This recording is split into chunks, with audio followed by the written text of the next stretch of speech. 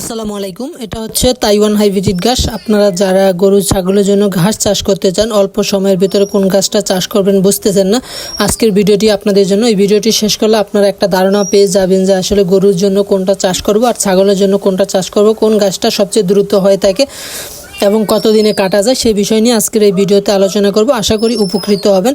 এটা হচ্ছে Taiwan hybrid ঘাস। এখন স্ক্রিনে যে গাছটা দেখতে পাচ্ছেন এটা কাটা হচ্ছে। এটা আপনার 15 ফিট 12 ফিট এ পর্যন্ত হয়ে থাকে, তবে আপনার যখন গরু অথবা ছাগলকে খাওয়াবেন তখন 6 ফিট 7 ফিট 8 ফিট পর্যন্ত সর্বোচ্চ করে খাওয়াবেন।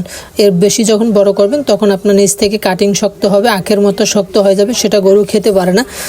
যদি খাওয়াতে চান সেক্ষেত্রে আবার মেশিনের প্রয়োজন হবে। তো আপনারা 5 থেকে 8 ফিটের ভিতরে আপনারা গরু ছাগলকে কেটে খাওয়াবেন। আর এটা হচ্ছে মূলত গরুর জন্য।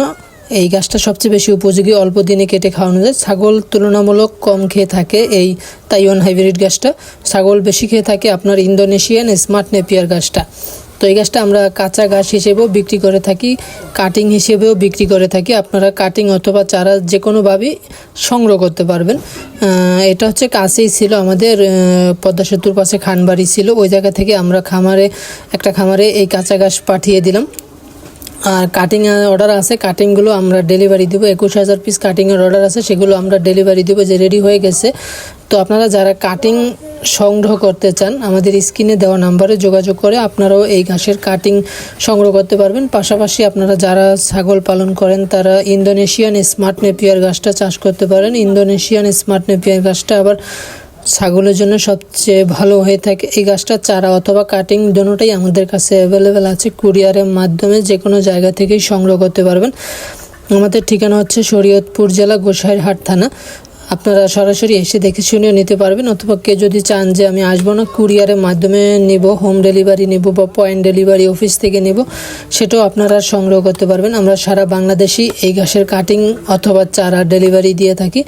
তো আপনারা ইন্দোনেশিয়ান স্মার্ট নেপিয়ার ঘাস, তাইওয়ান হাইব্রিড ঘাস, জারাওয়ান হাইব্রিড ঘাস, পরে পানির ভিতরে যেটা হয়ে থাকে অজানা হাইব্রিড এবং জার্মান হোয়াইট হাইব্রিড, এই দুইটা ঘাসও আপনার পানিতে চাষ করতে পারবেন। এই দুইটা ঘাসও আমাদের কাছে অ্যাভেলেবেল আছে, আপনারা চাইলে সংগ্রহ করতে পারবেন যে কোনো জায়গা থেকে।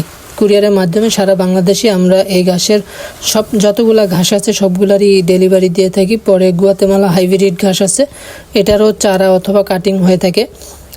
তো উপরে যে ঘাসগুলো এগুলো সবগুলোই মাটি, মানে বর্ষার মৌসুমে পানি জমে এরকম জমিতে চাষ করতে পারবেন না, উঁচা জমিতে চাষ করতে হবে যেখানে বর্ষার মৌসুমে পানি না জমে।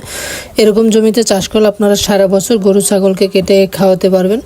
তার পানির ভিতরে যে দুইটা জার্মান হোয়াইট হাইব্রিড আর অজানা হাইব্রিড, এই দুইটা ঘাস আবার পানিতে চাষ করতে হবে যেখানে বর্ষার মৌসুমে পানি থাকে, 2 মাস 4 মাস 6 মাস পানি থাকে, অথবা পানি শুকিয়ে যায়, কিছুদিন পানি থাকে আবার কিছুদিন পানি থাকে না, এরকম জমিতে মূলত পানির দুইটা ঘাস অজানা হাইব্রিড আর জার্মান হোয়াইট হাইব্রিড এগুলো চাষ করবেন।